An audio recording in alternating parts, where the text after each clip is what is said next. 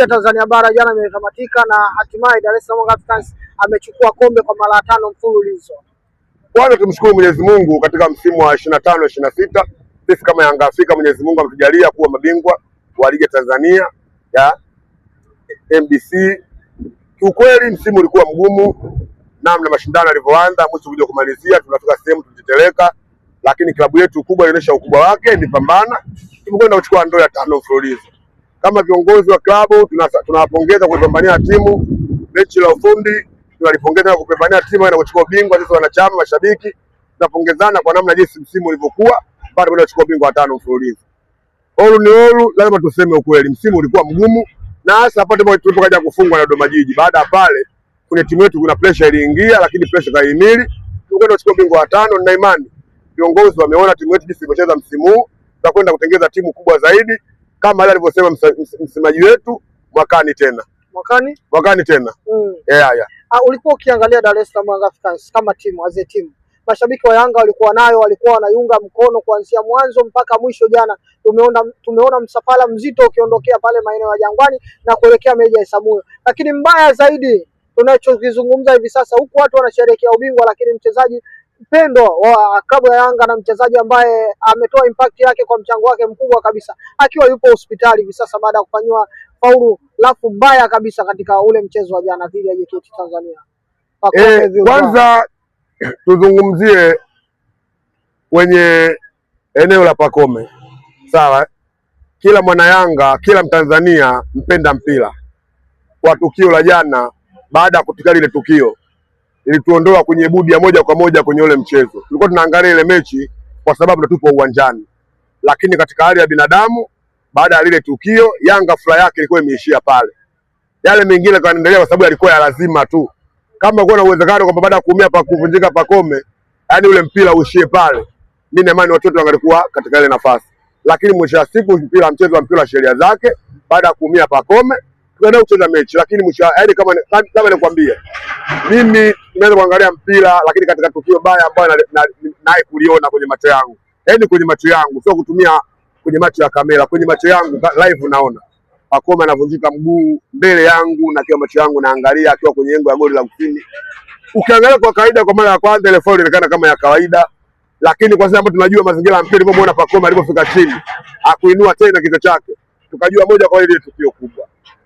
Bado tuseme mchezo wa mpira ndio uko vile, hatuwezi kusema alikusudia mbunje, hatuwezi kusema bahati mbaya, lakini mwisho wa siku tukio limeshatokea. Lakini twende nyuma, sisi kama Yanga tulihuzunika na ile tukio. Baada ya pale furaha ilituondoka kabisa. Hata baada ya kuchukua ile kombe, naona pale uwanjani kila mtu anaanza kuondoka tu, kwa sababu ni mchezaji ambaye alipambania timu yetu kutoka hatua ya kwanza mpaka mwisho tunakwenda kumaliza mchezo wa mwisho, anaenda kupata majeraha makubwa kama yale. Na mwisho wa siku kwa mpenda mpe, je, Pacome ataka nje kwa muda gani? Na muda ambao atoka nje, je, atarudi kuwa Pacome kama yule? Kwa hiyo kilichobaki ni kuomba dua kwa Mwenyezi Mungu amjalie kijana ili arudi kwenye ubora wake, aje kumbana timu yetu.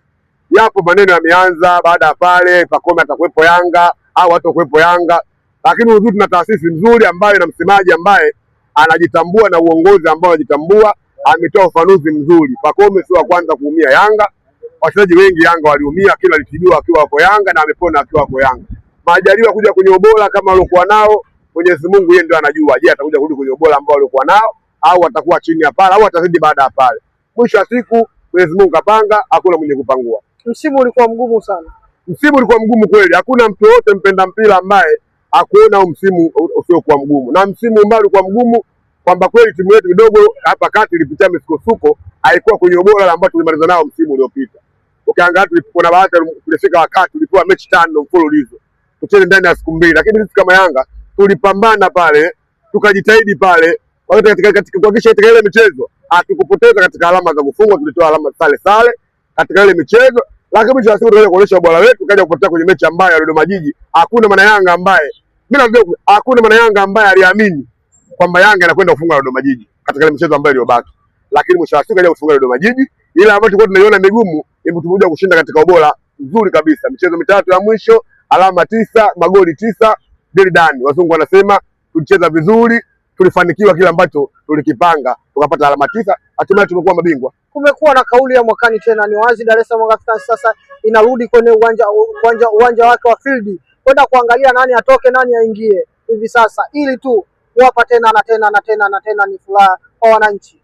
Nadhani ukizungumzia uongozi wa Yanga Afrika kama binadamu na imani, wameona mapungufu. Hakuna binadamu asio na mapungufu, kuna mazuri na mabaya, na maana kama kuna mabaya watakwenda kuboresha viongozi wetu ili timu yetu ije kuwa bora zaidi, na ndio maana msemaji wetu amekuja na kauli mbiu mwakani tena. Maana yake kwamba ameona kwamba viongozi wamejipanga vipi na kwenda kutengeneza timu aina gani.